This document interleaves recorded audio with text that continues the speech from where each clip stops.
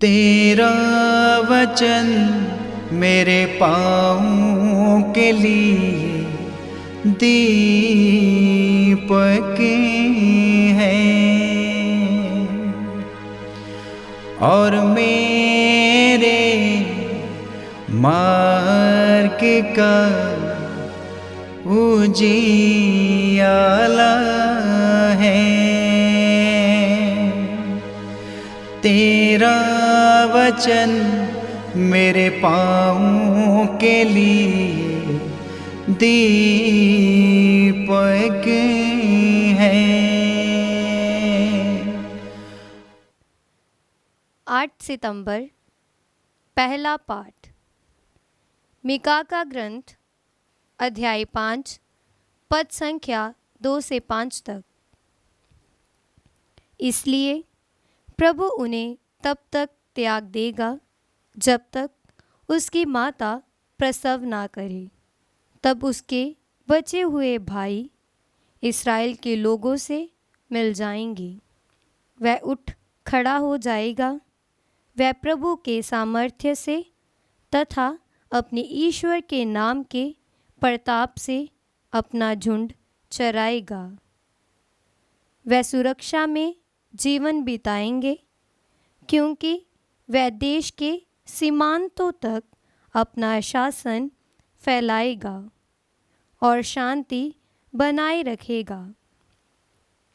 जब असूरी लोग हमारे देश पर आक्रमण करेंगे और हमारी भूमि में घुसपैठ करेंगे, तब हम उनके विरुद्ध 7 चरवाहों और 8 शासकों को नियुक्त करेंगे। वह तलवार से असुर को और निमोद्र को हाथ में तलवार लिए हाँक देंगे। अतः जब असुर वाले हमारे देश पर आक्रमण करेंगे और हमारी सीमाओं को पार कर हमारी भूमि में घुसेंगे, तब वह ही हमारा उद्धार करेंगे। ये प्रभु की वाणी है। ईश्वर को धन्यवाद। भजन अनुवाक्य। मैं प्रभु में प्रफुल्लित हो उठता हूँ। मैं प्रभु में प्रफुल्लित हो उठता हूँ। प्रभु, मुझे तेरी सत्य प्रतिज्ञता का भरोसा है। मेरा हृदय तेरा उद्धार पाकर आनंदित हो। अनुवाक्य। मैं प्रभु में प्रफुल्लित हो उठता हूँ। मैं प्रभु के सब उपकारों के लिए उसके आदर में गीत गाऊं। अनुवाक्य। मैं प्रभु में प्रफुल्लित हो उठता हूँ। जय घोष हालेलुया। अनुवाक्य। हालेलुया। धन्य है आप पवित्र कुंवारी मरिया, जो सभी महिमा के योग्य है। आप ही से न्याय का सूर्य निकला, हमारे प्रभु मसीह। अनुवाक्य।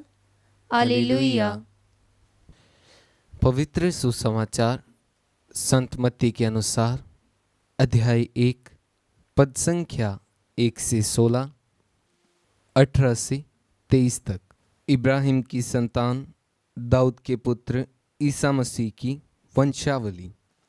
इब्राहिम से इसहाक उत्पन्न हुआ, इसहाक से याकूब, याकूब से यूदस और उसके भाई यूदस और थामर से फारेस और जारा उत्पन्न हुए।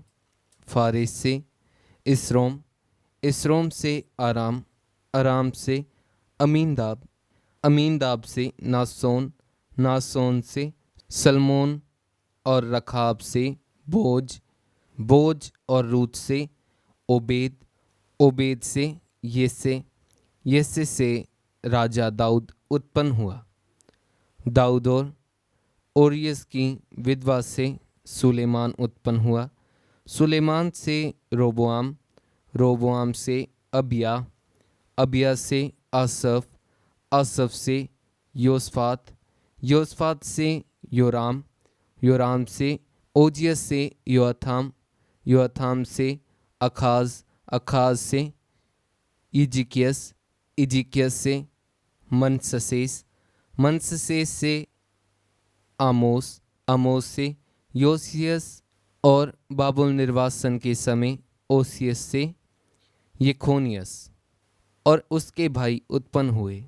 बाबुल निर्वासन के बाद योकोनियस से सलाथियल उत्पन्न हुआ, सलाथियल से योरुब्बाबेल, जोरुब्बाबेल से अबीयूद, अबीयूद से एलियाकिम, एलियाकिम से अजोर, अजोर से सादोक, सादोक से आखिम, आखिम से यलीउद, यलीउद से यलीजार, यलीजार से मत्तान, मत्तान से याकूब, याकूब से मरियम का पति यूसुफ और मरियम से ईसा हुए, जो मसीह कहलाते हैं।